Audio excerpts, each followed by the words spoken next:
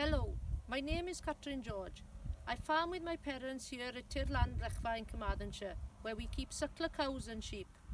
Being a member of the ewe nutrition tag group, we have done a lot of work recording body condition scores of ewes, following them from tupping to weaning, and it has become clear that maintaining a body condition score of 3 enables the ewe to carry and rear 2 lambs of higher weaning weights than that of a lower body condition score. We have implemented the body condition scoring even further this year by deciding which ewes to treat at lambing. Ewes of condition scores 3 or below were drenched and the others were left untreated. Body condition scoring is an easy and effective way to maintain a healthy flock.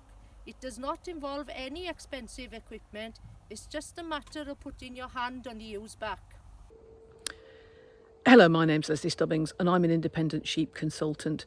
Now, I know only too well, working with sheep farmers in my day-to-day job, that in order to keep a bit of profit into the sheep sector, we're all looking to just have that little bit of increase in production, keep the costs under control and striving to have a little bit more efficiency within our sheep flocks. And over the last few years, obviously there have been quite a lot of innovations. We've now got EID technology which we can use really well in our management, and new vaccines, all sorts of things happening. But one of the things I think that perhaps we've overlooked is a tool that's available to all of us. Wouldn't we like something that actually doesn't cost us anything other than a little bit of time, but the payback is quite significant? So this really is what body condition scoring is. All of my career I've been using body condition scoring, but it's only really with the advent of EID that I've been able to monitor that and look at ewe body condition score and the changes and how that has an influence on production. And the results have been quite staggering. So whereas I think everybody is aware that body condition at certain times of year is going to have an influence, say at tupping, on the number of lambs at scanning.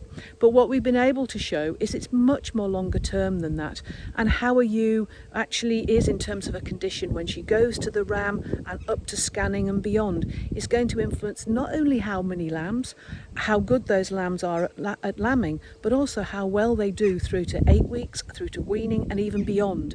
Because if they don't do well in the early stages, then they really can't make it up.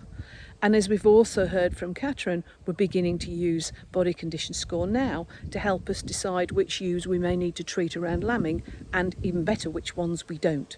So do join us on the 20th of August when we'll look into this a little bit more detail and open some discussion with you as to how you can use body condition score too.